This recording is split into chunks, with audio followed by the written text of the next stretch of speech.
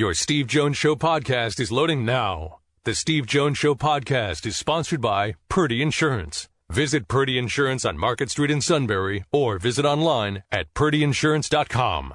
Dave Zangaro joins us. Dave, how have you been? Busy, but it's been good. It's been a fun year. It's been a fun year. Dominant over the Giants. Looked the same way, I thought, Saturday night that they did when they played in the Meadowlands. Is that how you saw it?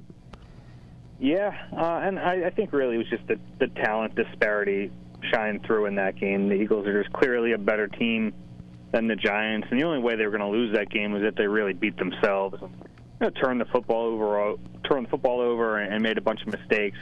They didn't do that, and that game went about the way you'd expect for a mistake-free game from the Eagles. They're just a better team than the Giants, and they took care of business. You give them credit because they knew they were the better team, and they didn't overlook them. They played tough, and they got it done.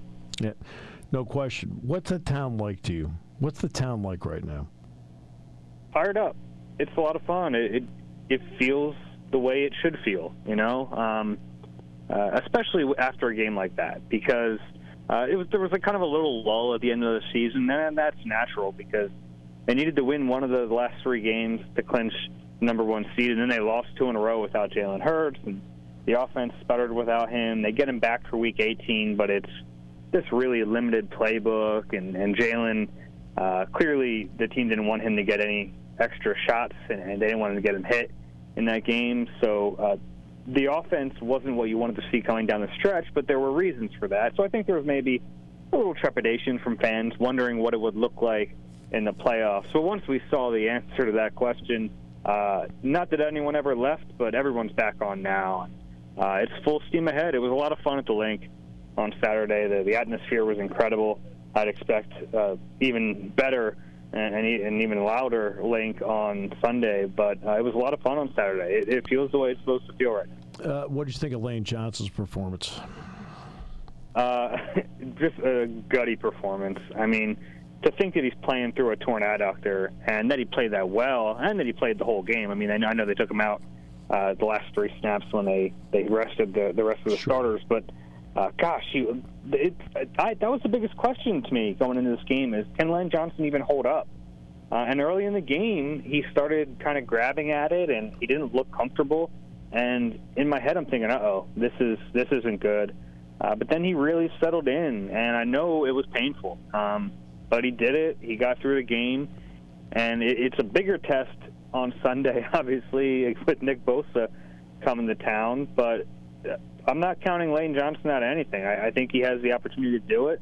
And also, I mean, they know that if they win this game, they'll get an extra week before the Super Bowl, and that extra week could mean a whole lot for Lane Johnson and for a few of the other players who are a little banged up. So give it all you got on Sunday and hope you get through it clean like you did in the divisional round, and you go from there. It's going to be interesting to see what D'Amico Ryans does, whether he lines up Armstead or Bosa more often than not against Lane Johnson. I think that's going to be an interesting decision on his part. Yeah, for the most part, I mean, Bosa has played a lot more on the defensive left this year, yes, but they do move him around, and he'll split time. It's just like, what will that split look like? If I'm the 49ers, I probably want to see how Lane holds up against him pretty early in that game before you really start moving him around. Jordan Mailata on the other side is pretty good, too. And it's funny, we haven't talked about Mailata much this year because I thought early in the season he wasn't playing at his best. He had a shoulder injury that I think was really affecting him negatively. But he's settled down, and the last half of the season he was much better. He's a really good left tackle. The breakdown on the Giants game was exponentially easier for anybody who follows the sport because they played twice. Now, the last one may have been a watered-down game, but they at least played twice. So everybody had a great handle on the matchups. What about this one? They haven't played. So what do you think? Yeah, it's the thing that stands out to me is just the talent. There's going to be a ton of talent on the field. Both rosters just have so many good players, and a lot of the strengths really line up. And when the Eagles are on offense and that 49ers defense is on the field, I mean, that is a heavyweight bout that I can't wait to watch because the Eagles have pretty much had their way with anyone they want this year up front. And that offensive line, starting with Lane and Kelsey, but including Mailata and Landon Dickerson and Isaac Saimalu, is about as good as it gets in the NFL. But this 49ers defense is fierce, and they attack at all levels. The speed they have on the field, their front is pretty good, but then you get to the next level, and they have, to me, the best linebacker duo in the league. Fred Warner is a freak. And then on the back end, their corners are a little susceptible. I think you can throw on them a little bit, but then you have a guy like Hufanga at safety who's just a heat-seeking missile at all times. That's a fun defense to watch. D'Amico Ryans, who we know really well here, we all knew he was going to be a great coach whenever he wanted to get into the game. He has those guys playing really hard, and they attack. They're a fun style of defense. They attack, they get after it, they force turnovers. But the Eagles have been able to deal with pretty much everything offensively this year, so I don't know what it's going to look like, but I know it's going to be a heck of a lot of fun to watch. Jalen Hurts has been exceptional this year, one of the top 5 players in the entire league. Brock Purdy was the last guy selected. He is the 3rd-string quarterback for San Francisco. What do you know about him in the brief period of time? What do you think pro and con of him in obviously the research you've done?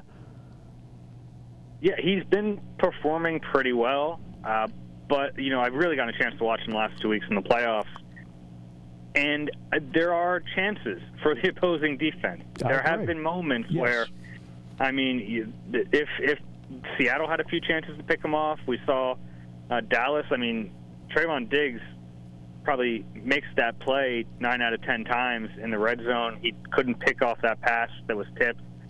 So there have been moments where Purdy hasn't been playing at his best, and it'll be up to the Eagles to capitalize on that. They have enough on defense, they have enough talent there that they should be able to first affect him up front. I know Trent Williams is a Hall of Famer. He's a freak at left tackle, but the rest of that offensive line is susceptible to pressure. They can move Purdy off his spot, and I think they can force him into some mistakes. It's really going to come down to, can the secondary make him pay for it? If they can, I like the Eagles' chances. Yeah, because even the great play that Kittle made, where he's juggling the ball at midfield, if you really watch that play out all the way through, Diggs is that close to actually getting the ball at the end, and Kittle's concentration made all the difference. They're a team that throws a lot. When they throw the ball, they want to throw the ball between the numbers. You've watched. I felt that outside the numbers, the Eagles have been exceptional this year. How have they been inside the numbers in past games? Are you talking about the Eagles' defense? Yes. Yes. They've been pretty good, and the interesting thing here is Avonte Maddox, whether or not he'll be able to play. Right. Eagles are hoping he'll be back at practice this week.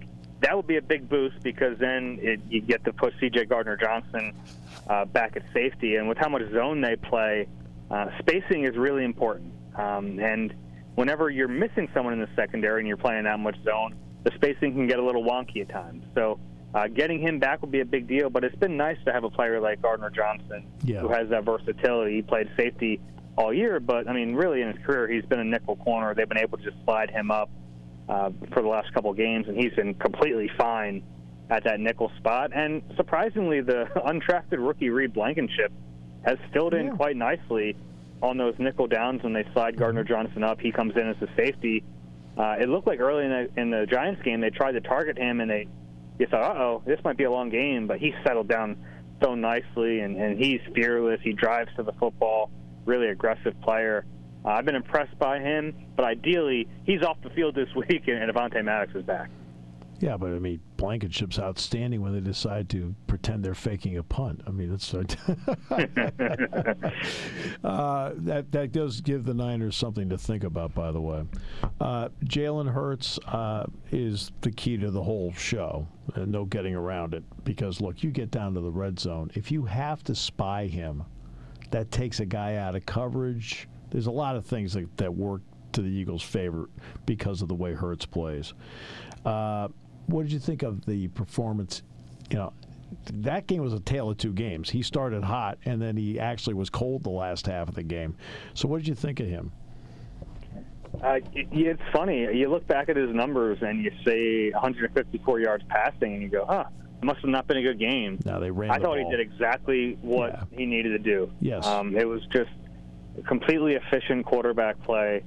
And even the rushing numbers, I think he only had 34 yards rushing. Good but enough.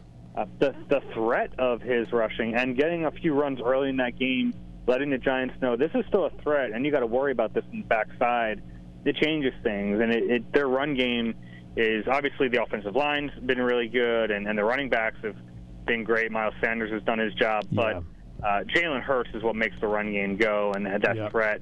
And I'm curious to see how the Niners handle it. They've been one of the better run defense teams in the league, but they haven't played Jalen Hurts yet. And, they played the Bears, but it was all the way back in week 1, so you almost throw that one out. They haven't played a running quarterback like this, so I don't know how the numbers will affect it. You mentioned the possibility of them spying Hurts. They have the players to be able to do that, but, like Fred Warner could certainly spy Jalen Hurts. But then the Eagles would probably be happy with that. You have Fred Warner out of coverage? Yeah, sign me up.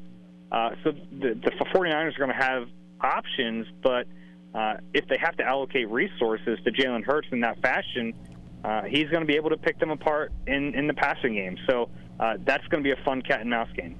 Yeah, to me, the spy part of it is not in the middle of the field. To me, the spy part of it is in the red zone. And that's where if you have to commit somebody in the red zone, now you've done two things. You've taken a guy out of your blitz package, and you've also taken a guy out of coverage. And to me, it's one of the reasons why Jalen Hurts has been invaluable to the Eagles this year, especially when they get inside the 25-yard line, because teams have been forced to do that. Yeah, I agree. Yeah. Hey, great talking with you today. Appreciate it. I know you're really busy, and we will see how it goes this weekend. Should be a lot of fun. All right. Thank you. Take care.